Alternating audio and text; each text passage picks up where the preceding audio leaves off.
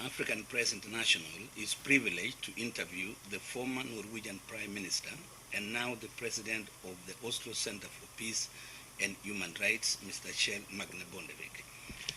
Mr. Bondevik, when you stepped down from active politics, you decided to establish the center in 2006. Why? What are the reasons behind? The vision behind establishing the Oslo Center was to make a good use of the political contacts and networks I developed during my many years in politics, also the international contacts, but of course with the ultimate goal to have an impact on the grassroots level in countries where people are in need of assistance. So therefore we mainly work on leaders level, but of course we hope it will have a positive impact on the grassroots level for people who are affected by conflicts, lack of democracy, lack of human rights and poverty. Because you mentioned conflicts, lack of freedom and so on recent events, the Middle East for example, Libya, Gaddafi's death yesterday, what can you tell other leaders like the Syrian leader, Yemenese leader, and for example in Africa, Mr. Mugabe of Zimbabwe? My main message to them is that you should try to come in a dialogue with democratic forces in your countries and gradually transform a more authoritarian society to be a democratic society before it's too late. Yes. Because if you wait too long, there will be a revolution. And it can also end violent. Yes. So therefore, I think a good advice is join a dialogue with democratic forces, develop a democratic country, because sooner or later people will not accept to live in an authoritarian regime. All people want freedom and democracy, and we have seen all over the world that authoritarian regimes have fallen apart and democracy has gained ground. I have been reading the Oslo Center's annual report of 2010. Your center is engaged in a number of countries, including Kenya, in short-term and in long-term projects. How do you arrive at a decision to include a country in your center's project list? It depends on that we have good contacts and partners. Let us take Kenya.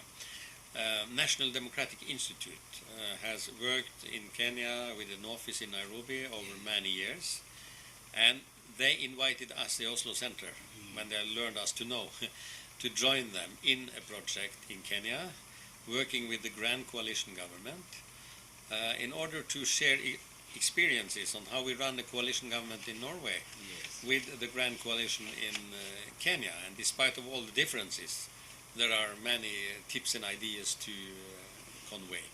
And this is also the case in other countries where we are working, that we are invited by the authorities in these countries and together with a partner who probably have people on ground in these countries.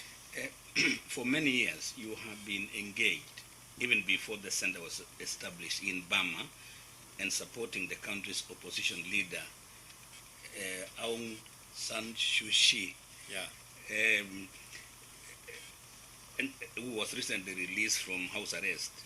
Why such engagement, both privately and officially, you as a person? Yeah, I was engaged in the Burma issue in the middle of the 1990s, because then I was president of a board of another human rights organization in Norway when I was a parliamentarian. Yes. And we came into contact with people internationally who worked for freedom and democracy in Burma. And I became very engaged, and I established an international network of political leaders promoting democracy in Burma. I came into Burma, met Aung San Suu Kyi back in January 1997, half a year before I became Prime Minister for the first time.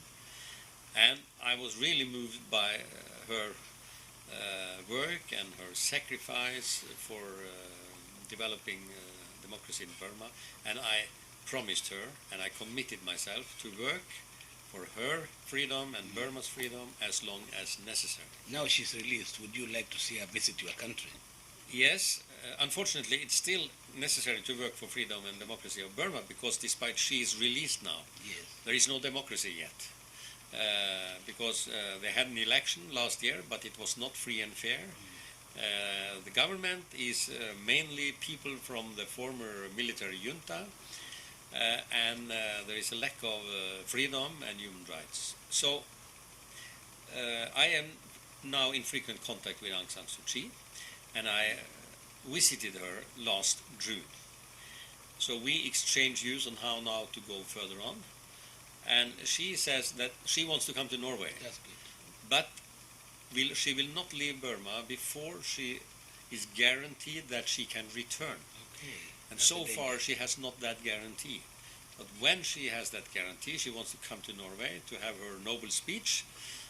She was a Nobel laureate from 1991, but not able to come and receive it and have the Nobel speech. Now she wants to do that. And she also wants to visit the Oslo Center, she has told me.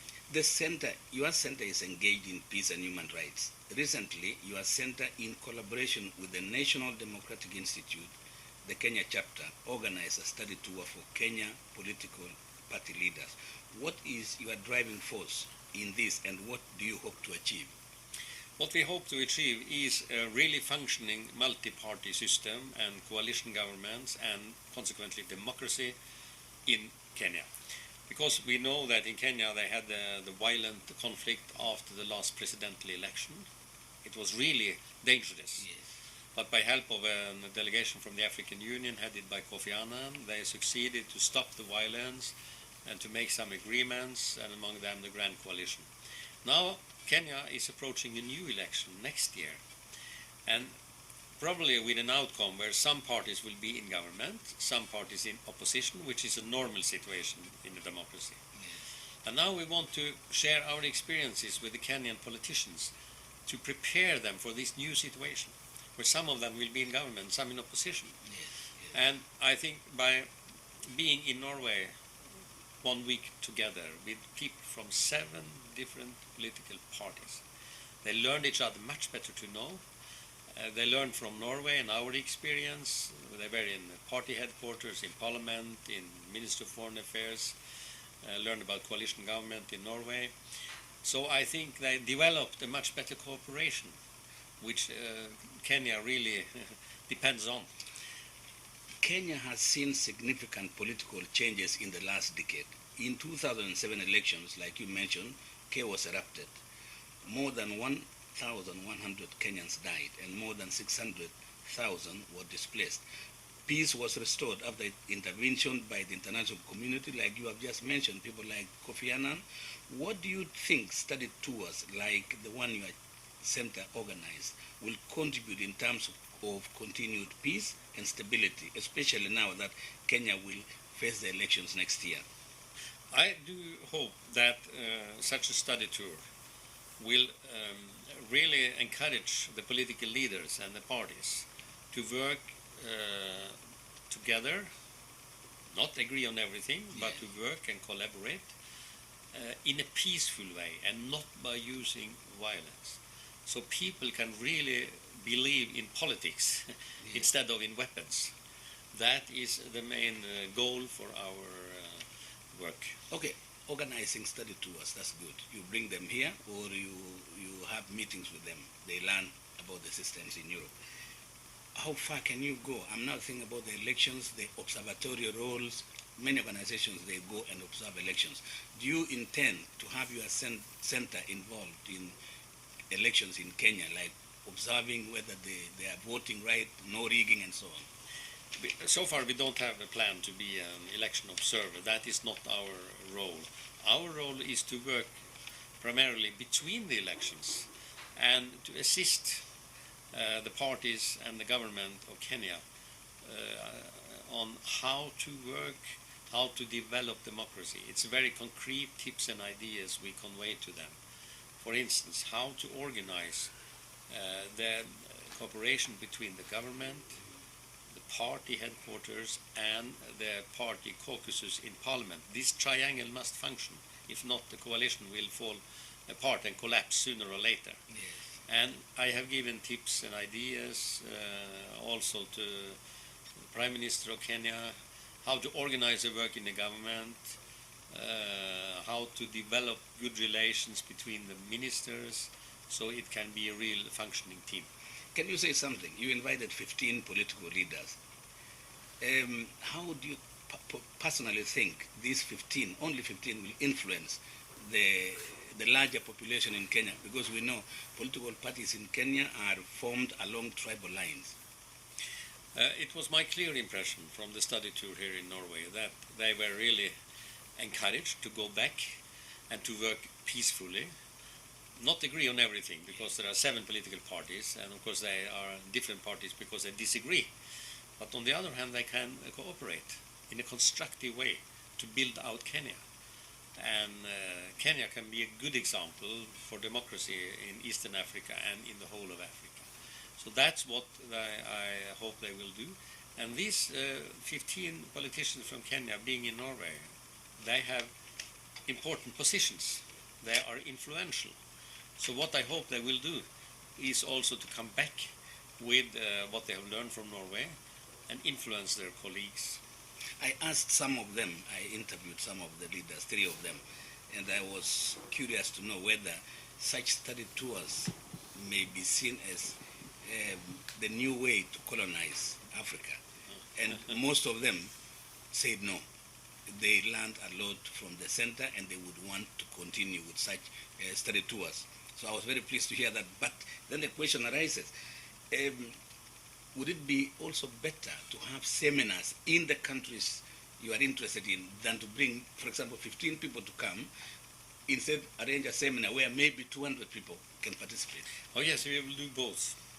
We will have meetings and seminars in Kenya, and we have already had before as well. But now it was also an idea to bring politicians to Norway, and later on they will, in accordance to the plan, also go to the United States, where they have a presidential democratic system like Kenya will have, and not a parliamentary democratic system like Norway. So I think we can do both. Bring them on study tours to countries relevant to their Kenyan democracy, but also, of course, have meetings and seminars with them in Kenya, as we already have had. I have 2 last questions. Now touching on, because this chaos of 2007-2008 in Kenya has also caused problems in Kenya. Now we have leaders facing the criminal cases in The Hague. I was in The Hague for 1 month just following the cases the other day. What do you think, as a leader from the West, about these cases against the 6 Kenyan leaders, that it is being held in The Hague instead of being solved back home in Kenya? I know that it was a discussion in government and in parliament in Nairobi to establish a court in Kenya for dealing with these issues and these cases coming out of the report, which was worked out about the violence after the election in Kenya. But as far as I understand, there was not a majority in parliament for having this process in Kenya. And then the other alternative was to bring it to Hague, to the ICC court. So I think when it was not possible to do it in Kenya, which maybe had been the best thing, it must be done in Hague, because it is a very important principle that people who are suspected to be responsible for crime, they must face the court. I will not judge anybody. That's up to the others. But they must face the court, and if not in Nairobi, it must be in Hague. The Kenyan leaders who were here, they really appreciated the way the center dealt with them. Most of them say they learned a lot, and they really wished good and more engagement from your center. What can you tell the Kenyan people now faced with the coming general elections, and how do you intend, if any, to strengthen the relationship between the official Kenya and the Oslo Center for Peace and Human Rights, so that the Kenya and Kenyans can benefit from the work the good work your center is doing? I'm very glad to hear that the delegation appreciated and learned from their study tour to Norway, and they asked us to come as soon as possible to Kenya to follow up. Yeah. So our special advisor, Dr. Turo, who has been working in Nairobi for 8 years with NDI, now working for the Oslo Center, Okay. he went a few days after the study tour visit here. He went to Nairobi, so he's there now Already? already. Okay. He's now following up the good work done here in Oslo. So he will now work among these 15 politicians who were in Norway, but also with other politicians from all the political parties in Kenya to follow up what we discussed in Oslo. Thank you, Mr. Bondevik, for granting us this interview, and we wish you a center well. Thank you so much. Thank you.